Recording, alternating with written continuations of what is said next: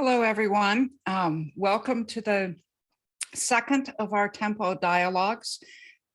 Really glad to have everyone here today.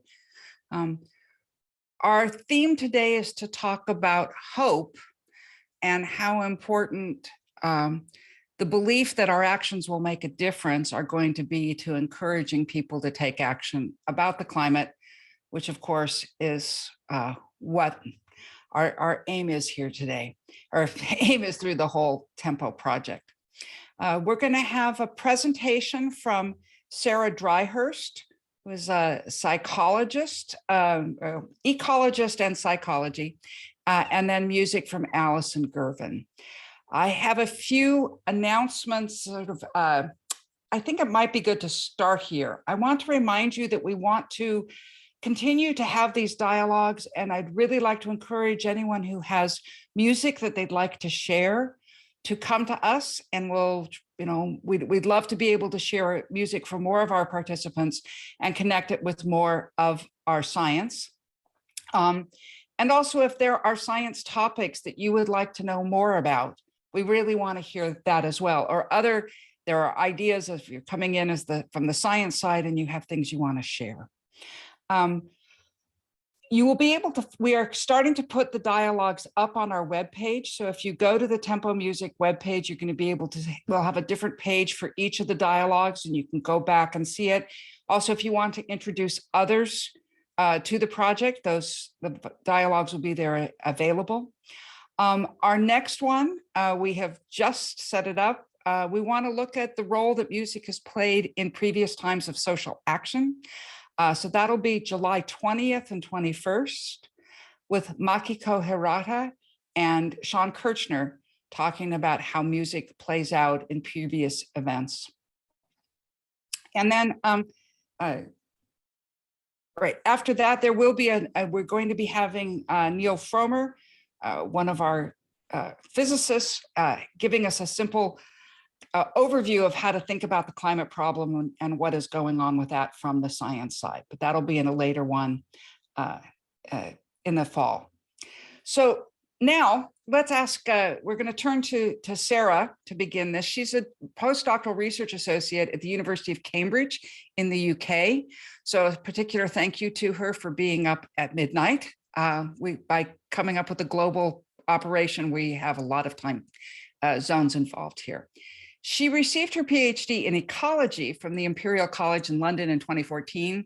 And after working for several years in open access publishing, she moved back into research with a redirected focus on psychology, receiving a Master's of Science in Psychology from the University of East London in 2018.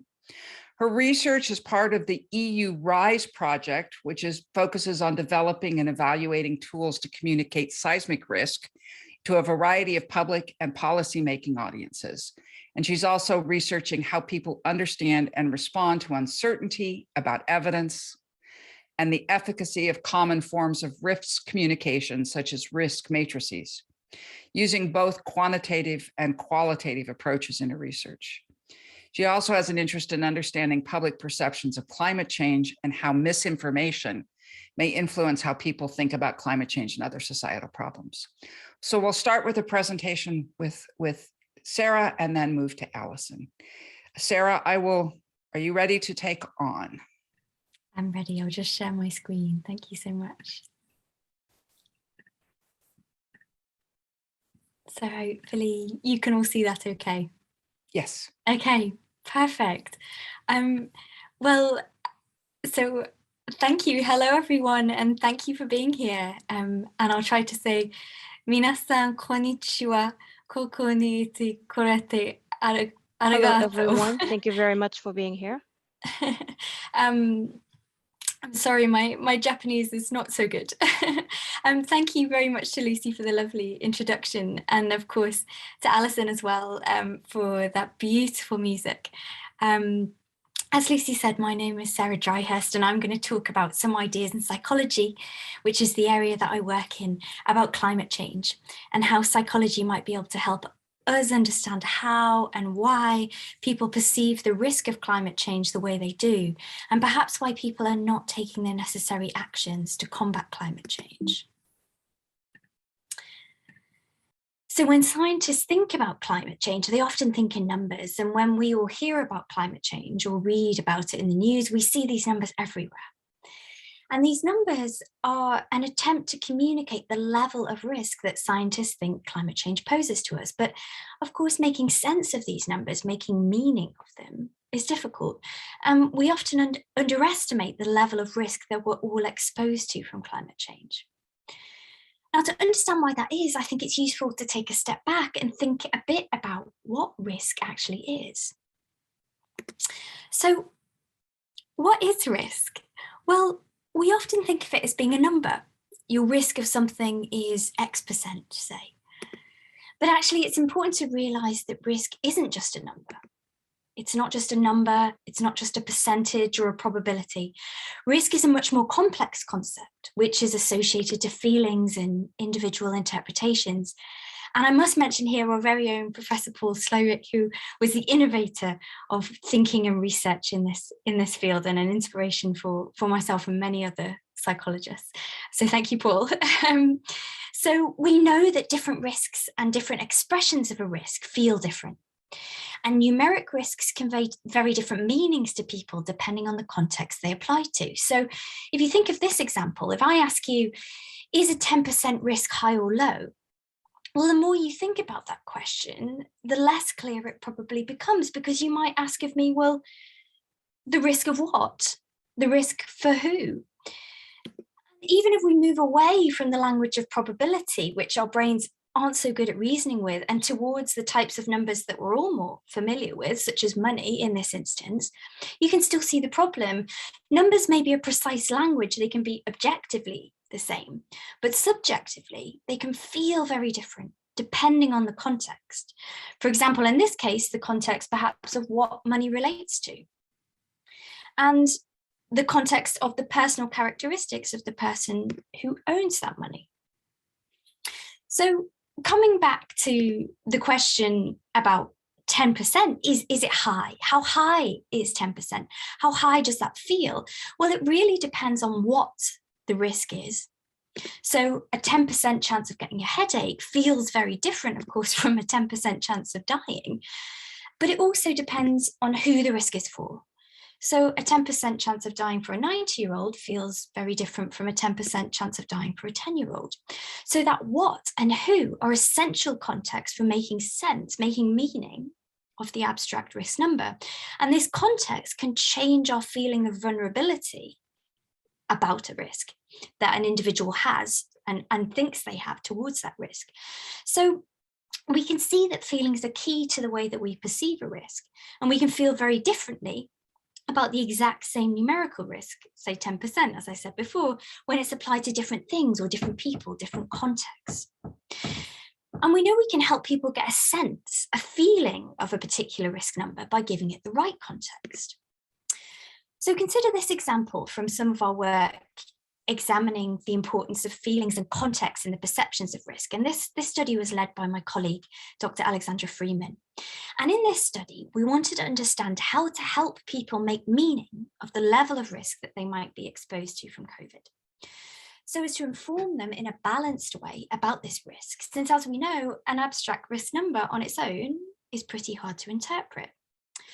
So in order to do this, to design these balanced and trustworthy communications, we first needed to understand the effects of context information on how people perceive different numeric risks. So we conducted a study where we asked people simply, how would you rate the risk if you were told your chance of dying from COVID-19 if you caught it was? And then we showed them these various different numbers, and we asked them to rate on a slider from 0 to 100 how risky they felt each one was.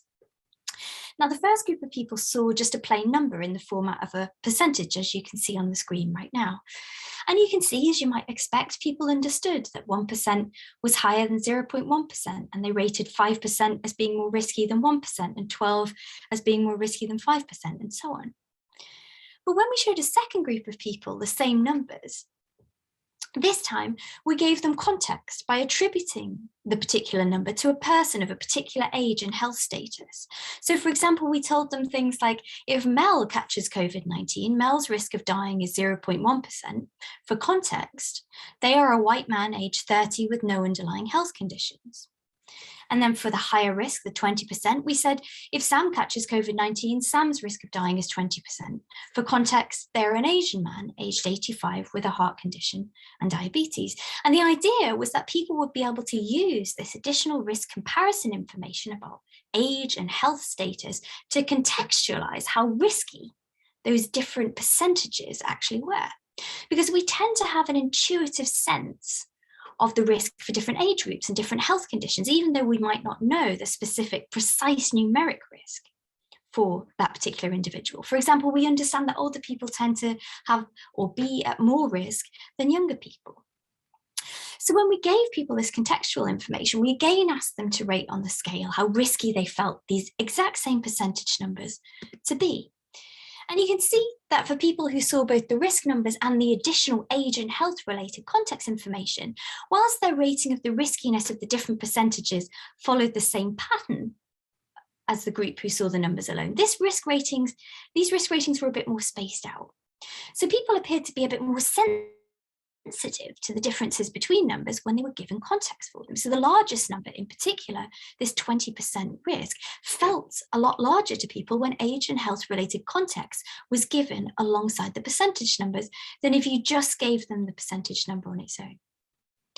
But we also investigated what happens if you give people the wrong context information for the numbers you're communicating to them. Specifically, we showed a third group of people these same numbers again, and again we asked them to rate how risky they felt each number was.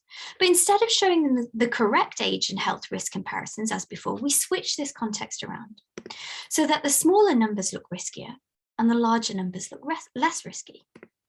And you can see that this incorrect context completely changed people's perceptions of the percentage numbers. Now, these are exactly the same risk numbers, they're just given a different context. And yet people's feelings about how risky they were changed drastically. People were misled by this incorrect context information. All of a sudden, they were rating a 20% risk as less risky than a 0.1% risk, all because of the context they were given. So we can see by how changing the context the same number is presented with, we can completely change the way we perceive that number. So risk communicators then arguably have quite sort of power, and they have to use this power judiciously if they're to be trustworthy communicators. And it's essential that we choose the right context for the numbers we're communicating to people, one that helps them best make meaning of the real numerical information that they're receiving, such that they're not misled and persuaded towards a particular point of view.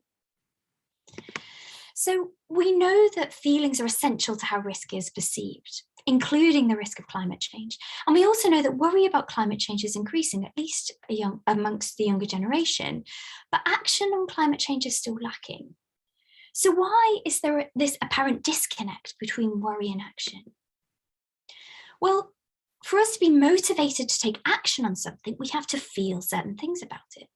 And the first is a sense of threat, of vulnerability to the risk in question. We have to feel threatened by something to act on it.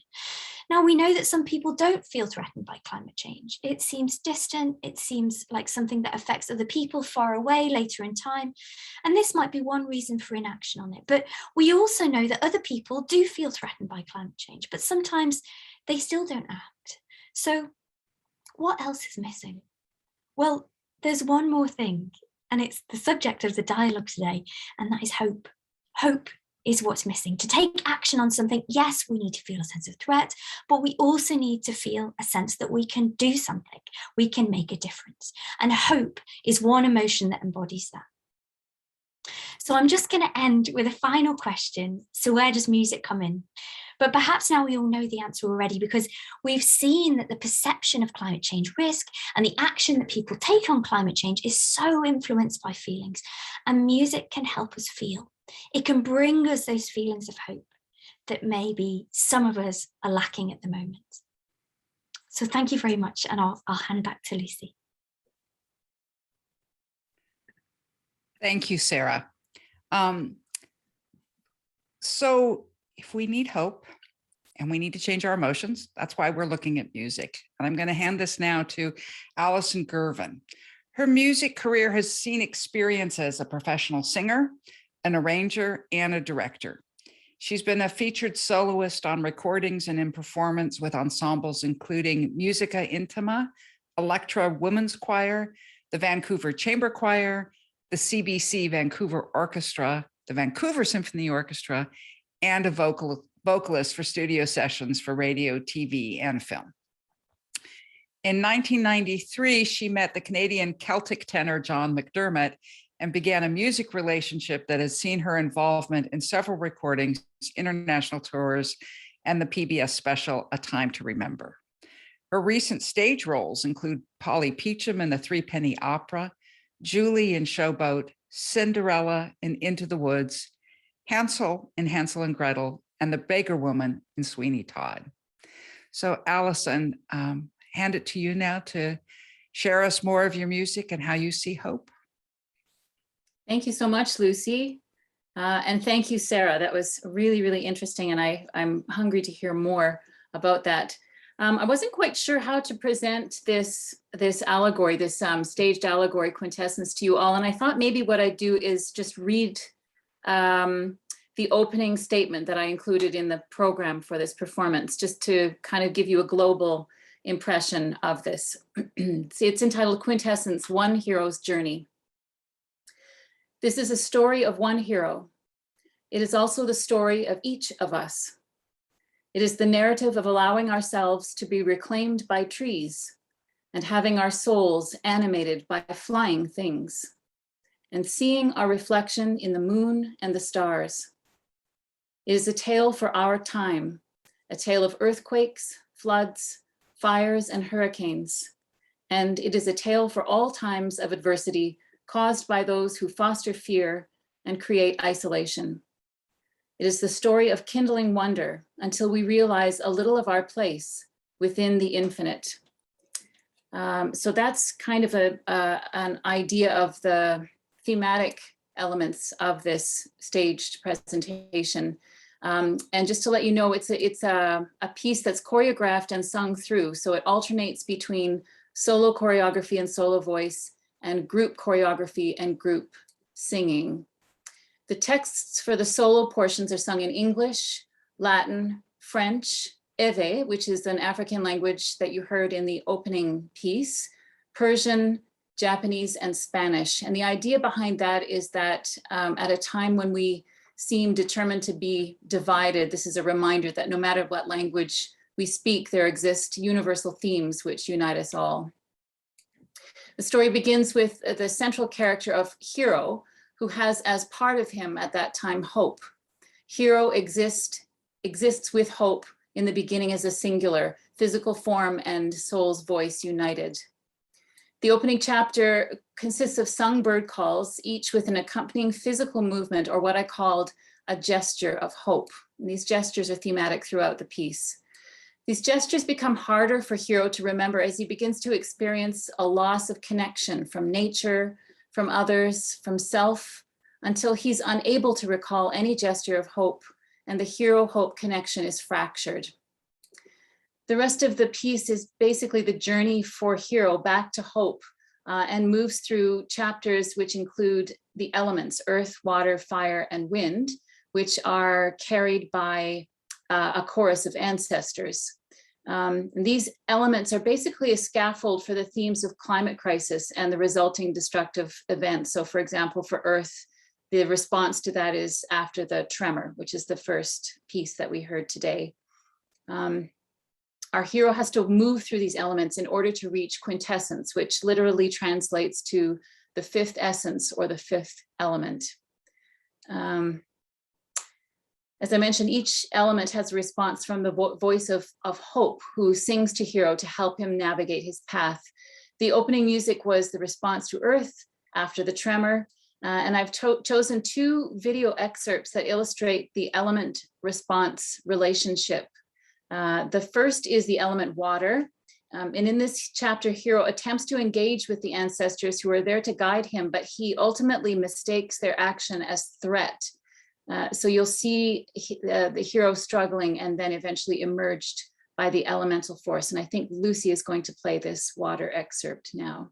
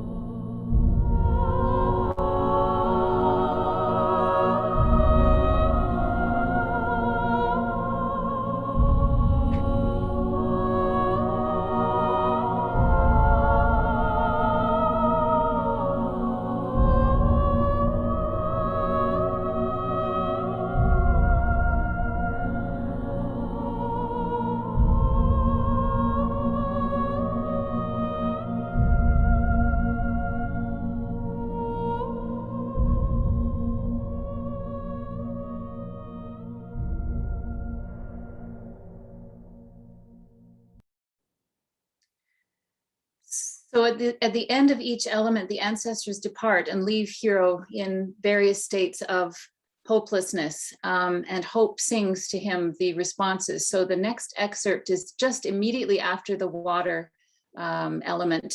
And this excerpt doesn't have any of the images from the actual production, but the projection that you see of the forest is the one that was used on stage. Hope was behind a scrim, so appeared kind of translucent or transparent. And in this piece, she's reminding Hero of the connection between sky and earth. It's sung in Persian, and the very first part of the poem is this: "And at the receding of the water, the first star shines onto the sodden forest, searching for acquaintance. Below, the firefly, sensing the invitation, lights up a silver green thread of life in a duet of recognition." And the poem continues in this excerpt, which Lucy will play now.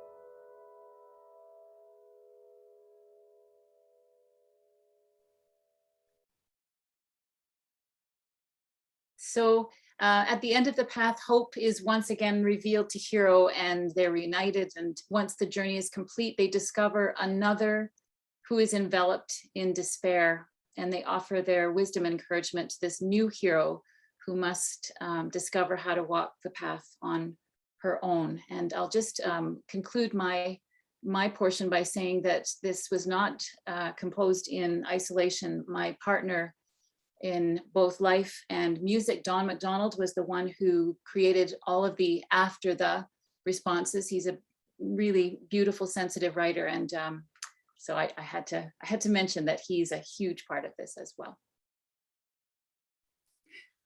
Well, thank you, Allison. We can spotlight Allison and Sarah. Yes. What I'd like to do now is to just ask Sarah and Allison to reflect a bit on each other's presentations I can start with one question to prod you in the direction.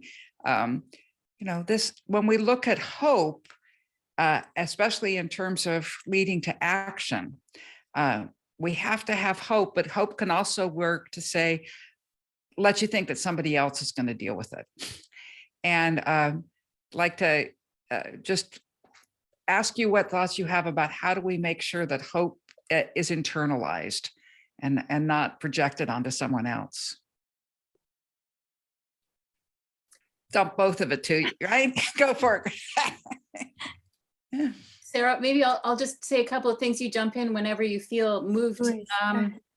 I remember when we had a quick conversation a while back that that we were mentioning Greta Thunberg and her comment that she doesn't want your hope. She wants action, and I think that there's a bit of a reclaiming of the word hope that needs to happen. That hope actually is an active state of being. And as you're mentioning, Sarah, without hope, it's really hard to move at all in the absence of hope. And that and I think that the reframing of the word hope to be an action word rather than not. Yeah, I mean, I think that's a really nice way of putting it, and I think it's about an empowered sense of hope, isn't it? Almost, it's that, you know, that this hopefulness that comes with a can-doism, but I think it's a good point that you made, Lucy, that perhaps, you know, hope can lead us to you know, hoping that everything will be okay and burying our head in the sands a bit. So I suppose it's a little bit yeah, it's important to get across that sense of well, psychologists call it self-efficacy, but yeah, that the fact that one is empowered to do something, and maybe this is a tenuous link, but I think, you know, that's all about small personal actions. And I think when we think about music, it's something that can apply to each individual in its own way, and each person takes a certain meaning from that, and I think so perhaps that in itself sort of lends, I don't know, a personalization to the communication of hope via music that people can use and interpret in their own way to yeah, I don't know, take their own small actions, but equally I think you know, to turn that on its head, yes, music is about individual interpretation, but also it's about the bigger picture of the collective playing together, performing together, experiencing together. So it ties in nicely with the fact that, you know, if everyone plays their little parts like they might do in an orchestra, then, you know, what can emerge is something quite wonderful. So yeah, I suppose that was a slightly tangential thought on what you were saying. Yeah, no, I think that's absolutely true, Sarah. And I think that the thing that needs to come with hope, especially with music, when music is quote unquote moving people, again, that action, you know, the feeling that music can move people. And once you're moving them, I think we also need to have a tangible action on the heels of that, so that we know where we're moving. It's all well and good to go to a concert. Dawn and I have been talking quite a lot about that.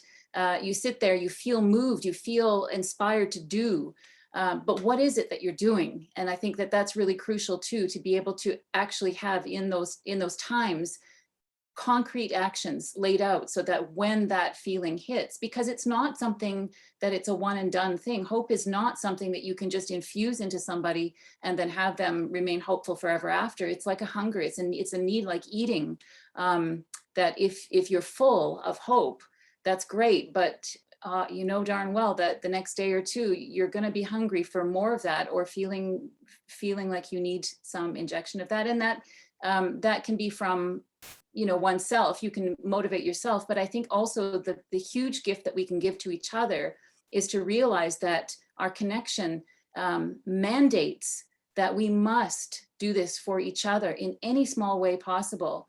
We must infuse each other with hope. And when we're not feeling hopeful, it's someone else's turn to do that, so that we can keep keep hopeful. I'm actually really struck with both of this when you know, Sarah, that idea that the music being done in a group, and how that, you know, what is it being in an orchestra or being in a chorus, and how that you function together to create it? Because when you come to climate change, maintaining hope is a hard thing. It's one of the things I've thought of as I'm, you know, trying to put together these dialogues. How can you be hopeful in the face of what's there, and how little difference an individual action can make? And so it's only in community that you can get it, just like only in an orchestra do you get the full harmonies. You can't, it's, well, I guess a pianist can play harmony by themselves, but a lot of us struggle, right? It has to be a joint thing. And is there a way of which we can use that aspect of music, of creating more community, to come up with those communal actions? Yeah, I believe I'm really spending a lot of time thinking about how to furnish people with action, because I think that a lot of musicians are very good at rallying community. As you say, as both of you have said, there are things that you cannot do alone. If you want to be a conductor, a facilitator of an orchestra, a choir, you must understand something of community.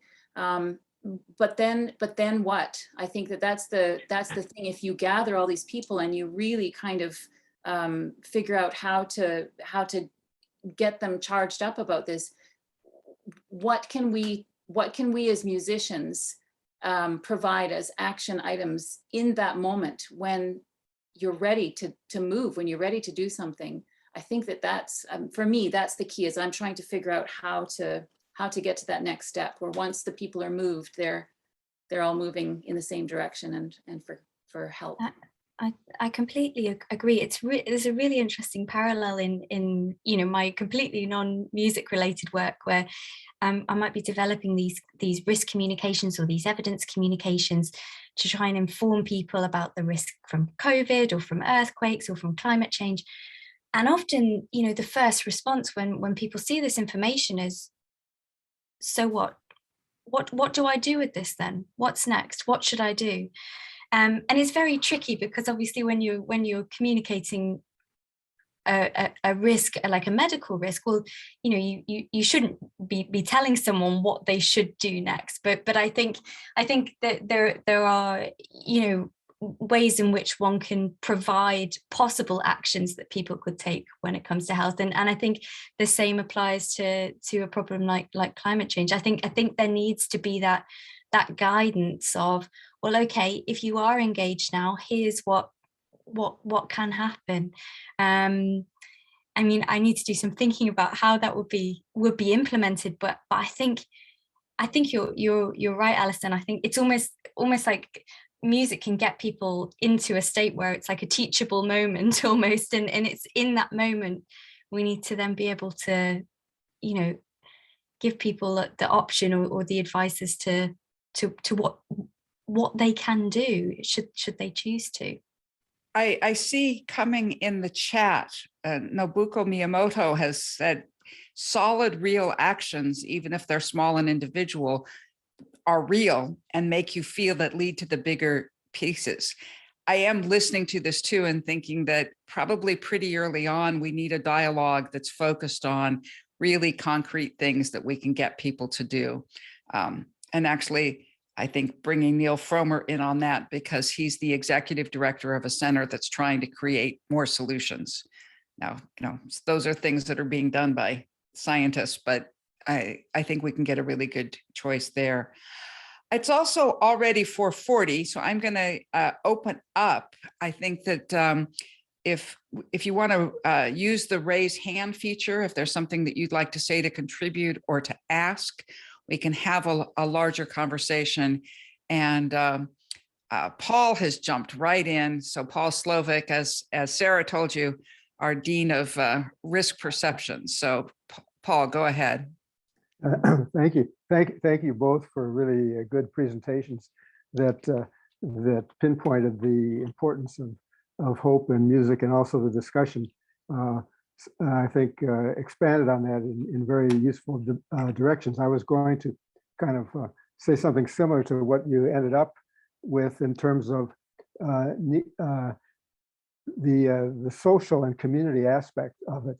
And I think that one of the things that people should be strongly encouraged to do is not to go it alone, but to join forces with organizations that are dedicated to this problem, that spend all their time on it there, that are have multi talents and knowledge that they can apply to what is ultimately a political problem. So you can magnify your own efficacy by teaming up with these people, and you'll have and then you have not only knowledge to apply, but political force to try to get government and industry to work together to provide possible alternative actions. This is what was mentioned. You have a window of opportunity. The music wakes you up, and you've got what you mentioned as a teachable moment. And in that teachable moment, you've got to have somewhere to go. And these organizations can help take you there, and maybe join forces in a way that's important politically and also technologically, to help provide solutions to help us satisfy our wants in a less harmful way. So all of that's important. And again, the music, as was mentioned, also provides a sense of community. And when you listen, not only as an orchestra playing together, but people listening are all bound together with the same music, creating the similar kinds of emotions in them, then they become a communal force, which magnifies the whole importance of it. And I think scaling things up across many people is necessary. Just some thoughts. So thank you very much. I thank you, Paul. I really agree with this, but I'm also wondering, though, one aspect of this is music that we listen to versus music that we are that are participating in.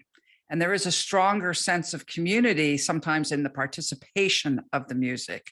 And I guess I'd maybe ask Allison, who has been, both in a very performance space, also working with choirs, how much difference do you think it is when you're singing it as opposed to just listening to it? And if you'd like to comment on that, or other pieces of it too.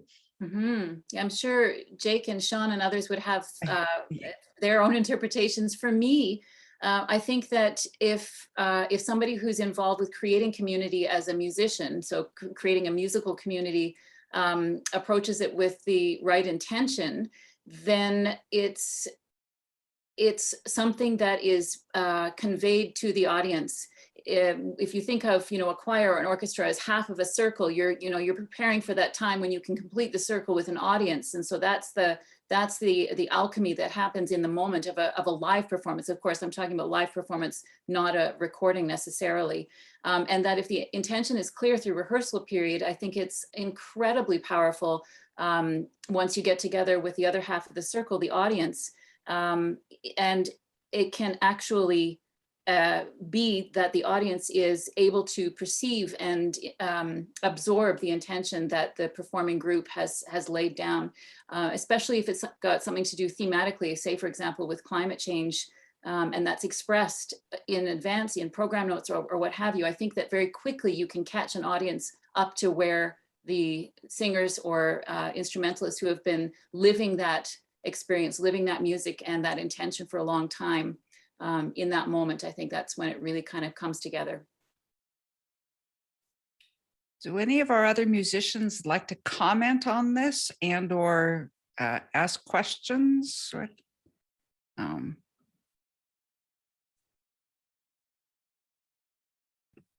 Yeah, I was just thinking about this. I'm Annie, but I'm a cellist and I play a lot of chamber music. And one of the things that I was taught pretty early on is that leading together is really different from having one leader and a follower, because by nature, if there's a follower, then they're going to be behind the leader. And so to have a group that's really in sync, you have to have everybody leading in their own way at the same time. And that's what creates a really cohesive performance. And I really believe in this interdisciplinary work and want to continue it, but it is really hard because a lot of the time the project is like the baby of one person. And so figuring out how to, or is the baby of like one organization. And so then figuring out how to build a project with people who specialize in different things is really difficult. And it's something that I want to work on. And if anybody has ideas, love to hear them. Well, that's what we're trying to do here. And sometimes we have really different ideas about where the scientists and musicians don't even hear the words in the same way sometimes. I agree, Annie, very much with what you say about it being a collaborative process. And I think that's where the intention of whoever is leading, because sometimes to have a committee as a musician, I'm sure you're aware that it doesn't always work. It's kind of nice sometimes to have somebody who is responsible ultimately for wrangling people. However, I think it comes back to that term of conductor. And if somebody is thinking of that in the terms of something flowing through, you're conducting energy, and that you're sharing this in a collaborative way with the musicians you have gathered around you, that your job as the conductor is actually to allow things to pass through you rather than to come from you.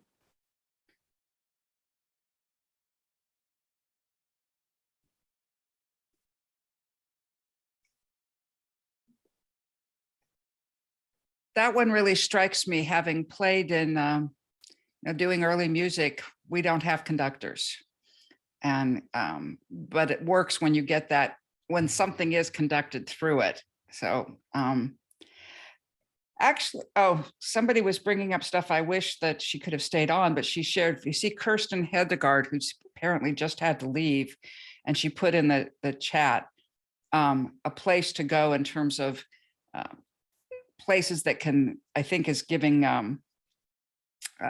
coming up with actions. And Jake, thank you, also put up Climate Action Now in terms of places that we can go. And I have sort of a question for all of you as participants in this, of sort of how we can, with Tempo conductors, hopefully we're conducting through the ideas. How do we support it? And what is it that is needed to do this? And what type of information? And I have a bit of, there's a lot of climate action. Some of it is very angry and divisive.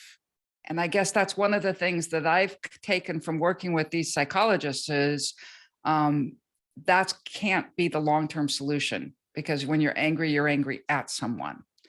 And trying to figure out how to find the right information and the right groups in which we can connect with.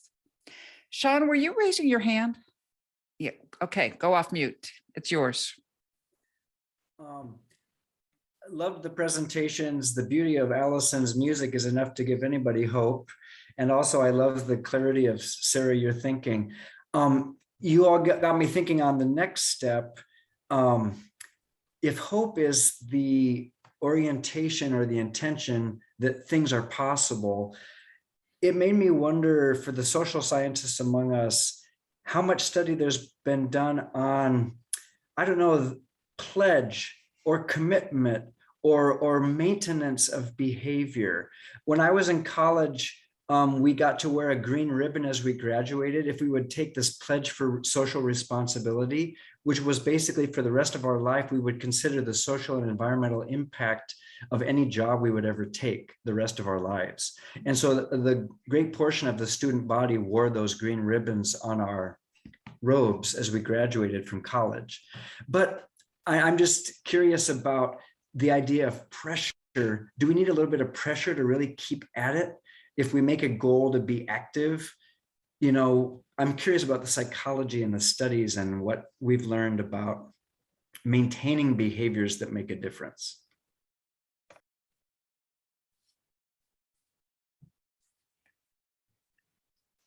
I was just going to say, it looks like Paul has a comment, and he's definitely going to be the expert on this. So I will defer. Go ahead, Paul. Well, I think that question speaks to something that we have learned something about. And again, it relates to the concept of the teachable moment. So when you experience music, or when you see powerful images, like we're seeing in the United States now around the shooting in Texas, that opens up a window of opportunity when where we're connected to the problem, we're emotionally engaged, and we want to do something.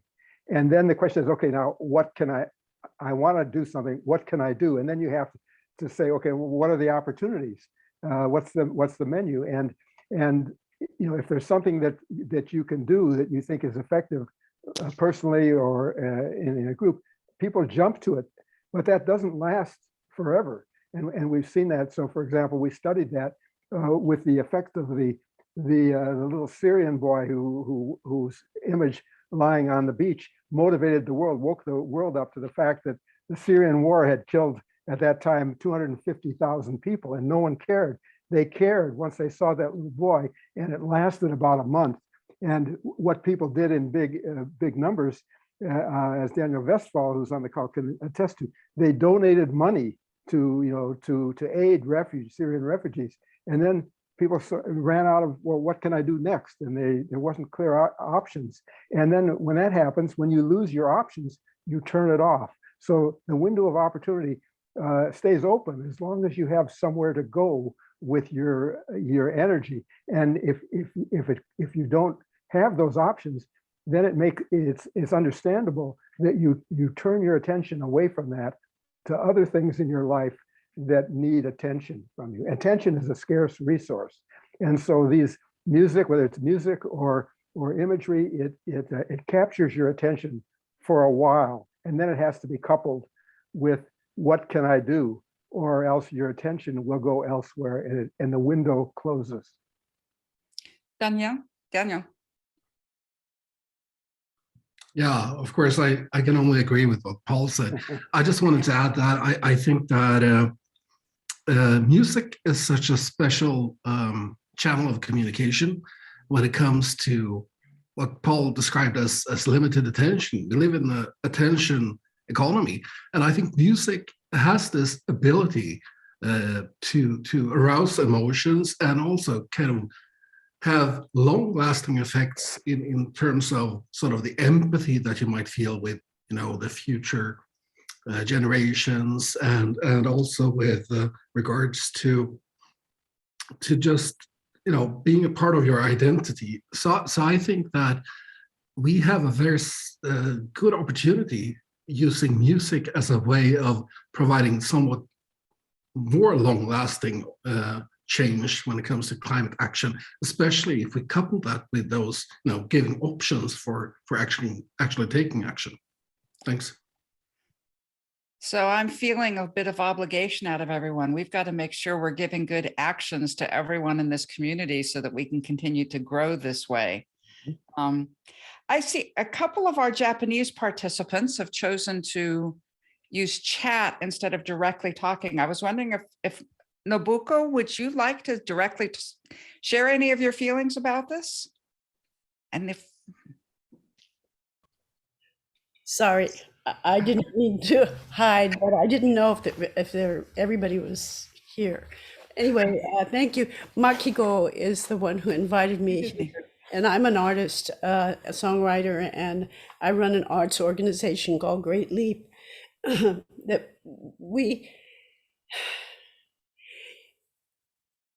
There's so many different ways of being an activist. But what we want to do is grow activists. So you're not just depending on having an action for people to do, but you want the people to have their own ideas. Oh, I want to do this. Let me get people together to do this. Because so having empathy, having inspiration, having hope, it can give you also a way of enacting your own ideas. And wherever you are, whatever community you are in, you can devise and imagine what you want to see in that community, or you can see what's wrong in that community and try to correct those things or try to get people around it.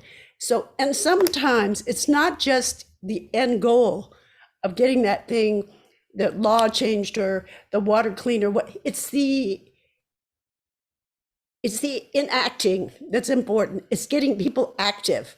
It's getting people to because some things are going to work, some things are not going to work. But they'll pick up something else and try something else. And that the green little, the ribbon that you have is a lifelong thing, and different opportunities come to you in different ways. So that's what I'm thinking about. I mean, I'm using traditional arts, circle dancing, to try to embed ideas as people dance and participate in these, like the idea of mottainai, that I created obon dance, a circle dance, Buddhist, and every summer hundreds, thousands of people dance to mottainai, and they're thinking about how can I make my life more mottai, don't waste. How can I make my temple no waste? How can I make my community and my actions no waste? So those are just things that I'm thinking of. We're getting close to the ending time. Megumi, you also had a nice comment. I wondered if you wanted to share anything directly with us. I believe Megumi isn't able to speak other than the chat, but I did see Makiko, you had your hand up if you wanted to have kind of made the last comment here. Sure. Great. Thank you, Isabel. And thank you, Lucy. So Nobuko and I have never met. We met briefly. I just attended her show and I was just blown away with what she did. And it speaks to her talking about enactment. So I will just say a very brief word. So she had this show about Japanese internment camp and racial equality and also social justice, including climate. And she had the audience get up and dance with her and vocalize with her. And that was so much more powerful than just sitting and just receiving what she had to present. And, you know, just having people physically just get up and just move a little bit ingrains the music and the message so much more in your head. And as a classical music, you know, presentational music is what I grew up with. And so it had so much power. I had to approach her. I had to introduce myself and ask her to join today's meeting. And I'm so glad you're here, Nobuko-san. Thank you so much. Thank you. All right, we are reaching the end. Scott has put a really wonderful discussion in the chat, and I'm afraid I'm going to need to leave it to that as we listen to the last piece. So feel free if you need to leave. We have hit 5 o'clock, but we have After the Hurricane now coming from Allison's music, and do check out in the chat what both Megumi and Scott have shared with us. And I need to share the screen. Let's see, after the,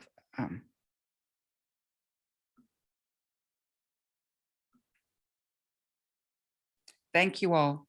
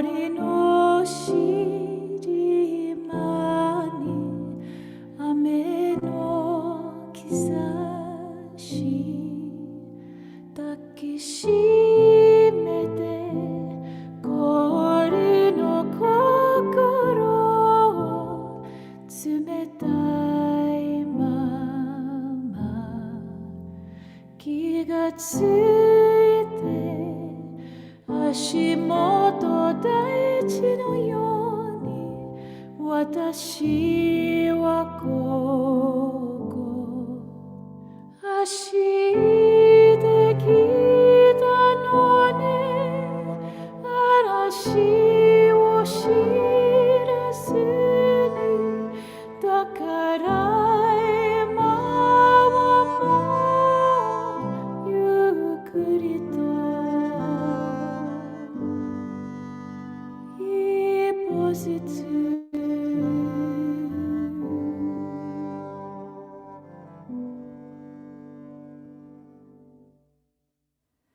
ここへ来て耳を澄ませてさまよ心ま誰一つまた一つ逃げてく時は満ちて抱きしめて氷の心を冷たいまま気がついて足元大地のように私はここ足で